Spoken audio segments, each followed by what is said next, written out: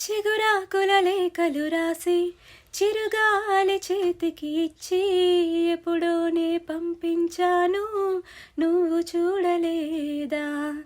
నా మనసే పడవగా చేసి కలలన్నీ అలలుగా చేసి ఎప్పుడోనే పంపించాను, నిన్ను చేరలేదా?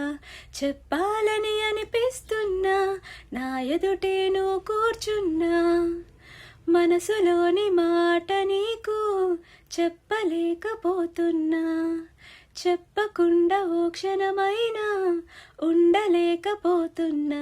ఎలా చెప్పనమ్మా నాలోని ప్రేమని, ఎలా చూపనమ్మా నా ప్రేమ నువ్వని?